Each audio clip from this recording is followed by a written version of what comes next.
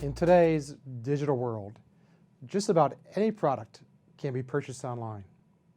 For example, Amazon.com sells nearly 600 million different products. Many of these products would be rather difficult to locate at a physical retailer.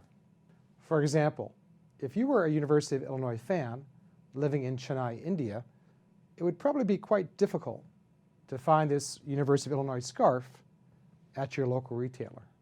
However, you could easily buy this product from Amazon, along with about 7,000 other Illinois items, including t-shirts, hats, and sunglasses. In addition to large online mass marketers like Amazon, there are also many highly successful online retailers that specialize in specific product categories, such as eyeglasses, shoes, and even wedding dresses. In countries like the US and China, over 80% of all consumers engage in online shopping, at least occasionally, and low-price items like books and clothing are more likely to be purchased online than in a physical store. Even large, expensive objects are now being purchased online. For example, a few years ago, my wife and I were recently remodeling our house, and we purchased our staircase from an online vendor. So online retailing has become a considerable threat to traditional physical retailers. This online competition has forced several well-known retailers across a wide variety of product categories, including music, books, and electronics, to go out of business. Here in the US, many indoor shopping malls are closing, and most have at least a few vacant stores.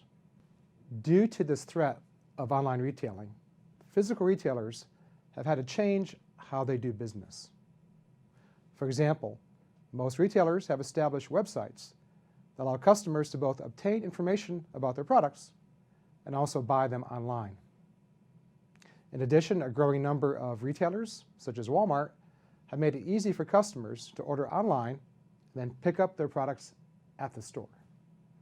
Some retailers have even decided, if you can't beat them, join them, and are now selling their merchandise through popular online shopping websites like Amazon or Alibaba. Also, several physical stores are starting to use digital tools to enhance the shopping experience. In this video lecture, we'll focus on how physical retailers are adapting in response to this new digital world to form a new retail landscape. Here are a few examples of this new landscape. Best Buy vending machine. Like many big box retailers, Best Buy has had difficulty combating online retailers. In contrast to Amazon.com, Best Buy has a much higher set of fixed costs, like the lease for its buildings, the cost of energy, and the salary of its sales staff. So big box stores like Best Buy are shrinking in size to bring these costs down. Best Buy has taken the size reduction to the extreme by installing vending machines stocked with a variety of digital products like smartphones, cameras, and headphones across many high-traffic locations like hotels, airports, and train stations. At present, Best Buy has installed over 100 of these machines across the US. Tesco virtual stores. The British mega retailer Tesco has installed a set of virtual stores at bus stops and subway stations in Seoul, South Korea. In essence, these stores are simply a large screen that displays various products. Shoppers just need to download a Tesco app. They can use this app to scan the barcode for any item they want to purchase. The items that they scan are then delivered to their home and ready when they arrive.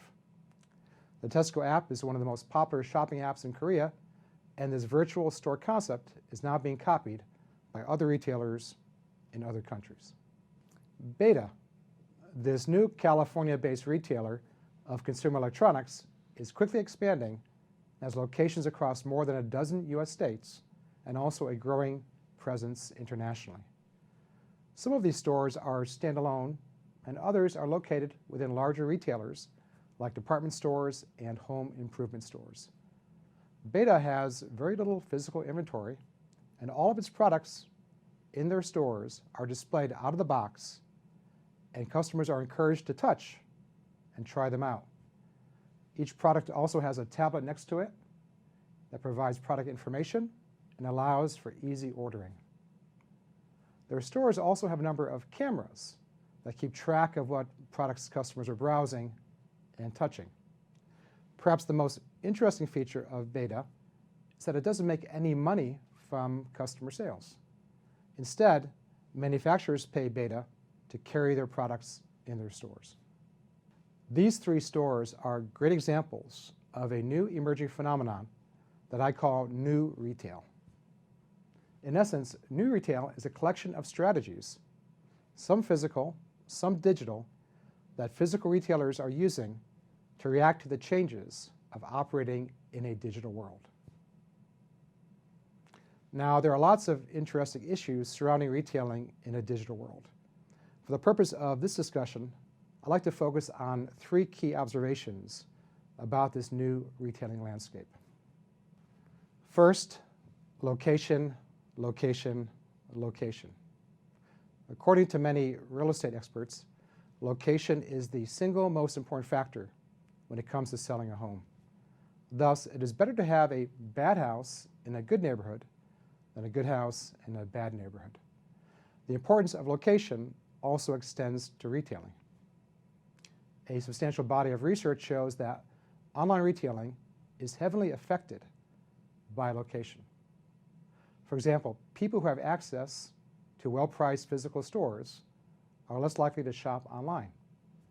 Thus, online shopping is more likely to occur among consumers living in small towns like Champaign than those living in big cities like Chicago. Thus, the appeal of the digital is strongly influenced by one's physical environment. Second, purchase versus information.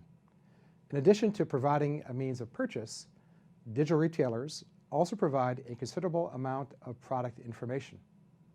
For example, Amazon.com provides a product description, extensive technical information, and also user reviews for most of the products that it sells. So consumers that visit digital retailers can not only purchase products, but also obtain information about them. Now, they can also do the same for physical retailers. In recent years, there's been lots of discussion about the showrooming phenomena in which customers first visit a physical store, but then buy a product online. Perhaps you've done this yourself. Indeed, here in the US, about 2 out of every 3 customers who buy online first go to a physical store to examine a product. Now, although showrooming does happen, in reality, more people engage in web rooming, in which they first obtain information about a product online and then buy it in a physical store. Third, digital and physical. We tend to think of digital and physical as two entirely separate things. Indeed, these two forms of retail are quite different in many ways. However, as shown by the Tesco example that we just discussed, a growing number of retailers are seeking ways to blend the two together. This blending of the digital and the physical is often referred to as omni-channel marketing and is based on the idea that retailers need to take advantage of the strengths of each of these two shopping channels. For example, physical retailing is more effective for returning products and obtaining customer service, while online retailing is superior in terms of conducting product research and getting the best price. So a growing number of retailers are seeking to have a presence in both of these two channels.